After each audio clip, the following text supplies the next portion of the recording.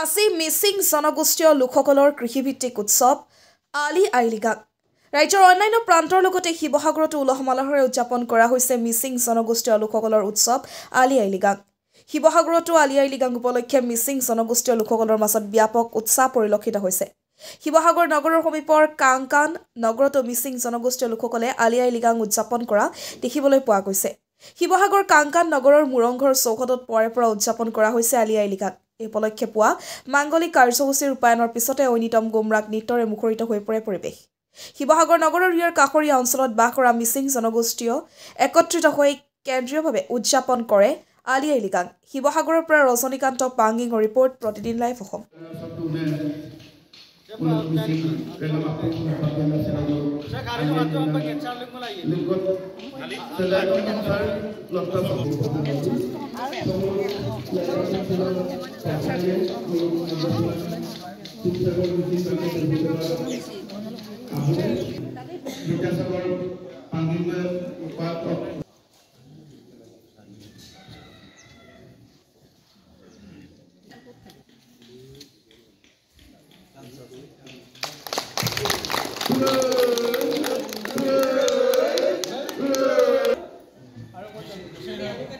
Missing Regam, missing Regam,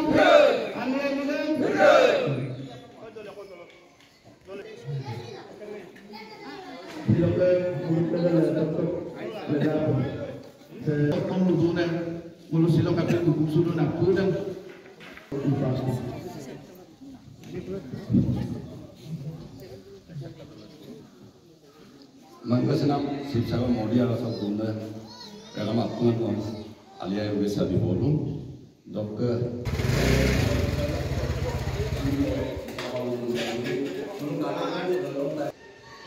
Kiki Lomba Mulu Kamadan itu saja, ketika kalau episode sampel tampon ada kawan tampon dengan bisita ni mulu ke mana anjing jati yang mulu ambil dulu mau simam mulu.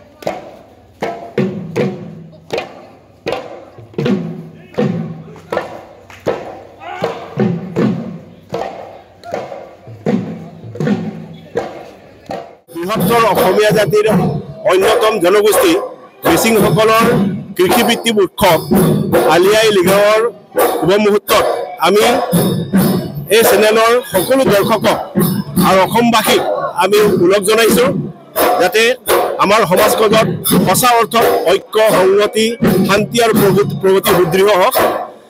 ভাৰতবৰ্ষৰ এখন কৃষিপ্ৰধান দেশ আৰু সেই দেশৰে অন্যতম অংগৰাজ্য অসমৰ মিচিংসকল প্ৰায় কৃষিজীৱী, কৃষি কাৰ্য কৰি জীৱন যাপন কৰে।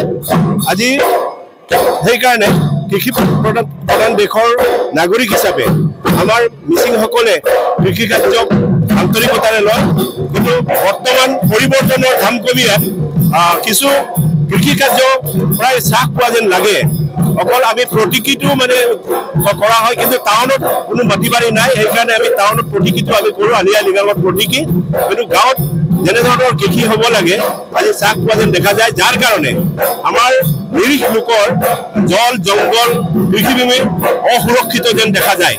গতিকে কৃষিভূমি ৰক্ষা কৰিবলৈ হ'লে, জল জংঘল ৰক্ষা কৰিবলৈ হ'লে উঠি অহা সৰ্বন্ম কৃষিৰ প্ৰতি এটা হেঁপাহ থাকিব লাগিব আৰু কৃষিৰ প্ৰতি এটা ভাল মনোভাৱ থাকিব লাগিব, শ্ৰদ্ধা থাকিব লাগিব, কৃষিজাত কাৰ্যত নিয়োজিত হ'ব লাগিব। তেতিয়া আমাৰ সমাজখন, আমাৰ দেশখন আমি স্বাৱলম্বী হ'ব পাৰিম বুলি বিশ্বাস কৰিব পাৰোঁ।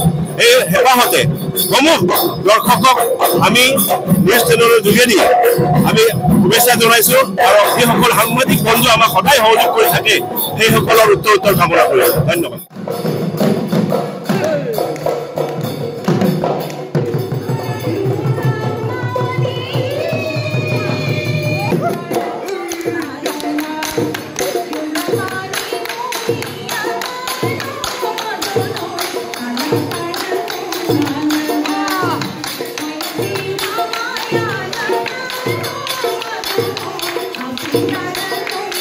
Thank you.